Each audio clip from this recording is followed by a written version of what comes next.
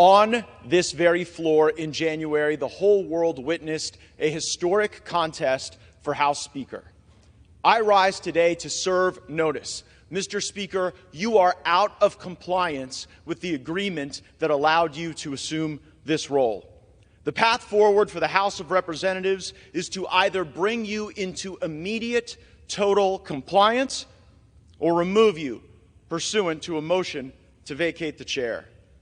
We have had no vote on term limits or on balanced budgets as the agreement demanded and required. There's been no full release of the January 6 tapes as you promised. There has been insufficient accountability for the Biden crime family. And instead of cutting spending to raise the debt limit, you relied on budgetary gimmicks and rescissions so that you ultimately ended up serving as the valet to underwrite Biden's debt and advance his spending agenda. Mr. Speaker, you boasted in January that we would use the power of the subpoena and the power of the purse.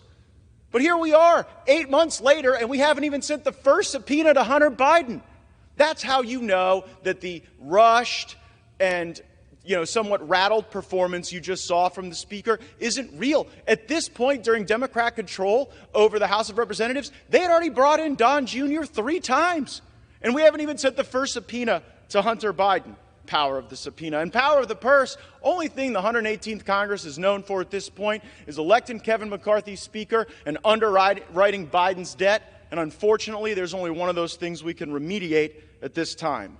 Power of the purse. Our leadership right now is asking us to vote for a continuing resolution. A vote for a continuing resolution is a vote to continue the Green New Deal, a vote to continue inflationary spending, and in the most troubling of fashions, a vote for a continuing resolution is a vote to continue the election interference of Jack Smith.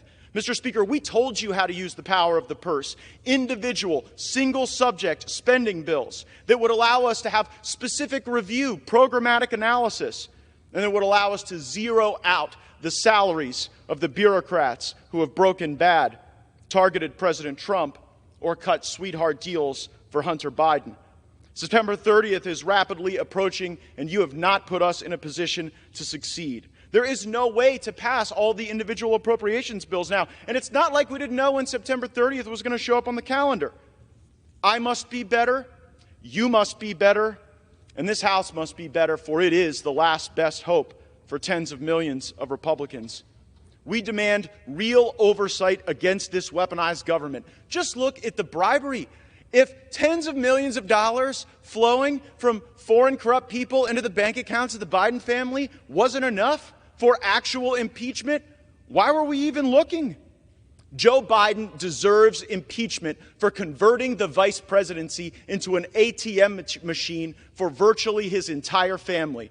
We all see it. We all know it. Now, moments ago, Speaker McCarthy endorsed an impeachment inquiry. This is a baby step following weeks of pressure from House conservatives to do more. We must move faster.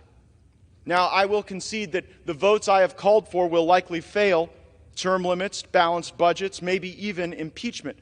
I am prepared for that eventuality because at least if we take votes, the American people get to see who's fighting for them and who's willing to tolerate more corruption and business as usual. Mr. Speaker, dust off our written January agreement. You have a copy. Reflect on the spirit of that agreement and build on the start that we had moments ago. Begin to comply. No continuing resolutions, individual spending bills or bust, votes on balanced budgets and term limits, subpoenas for Hunter Biden and the members of the Biden family who've been grifting off of this country, and the impeachment for Joe Biden that he so richly deserves. Do these things or face a motion to vacate the chair. And let me alert the country, a motion to vacate might not pass at first, but it might before the 15th vote. And if Democrats bail out McCarthy, as they may do, then I will lead the resistance to this uniparty and the Biden-McCarthy-Jeffries government that they are attempting to build. I know that Washington isn't a town where people are known for keeping their word. Well, Speaker McCarthy, I'm here to hold you to yours. I yield back.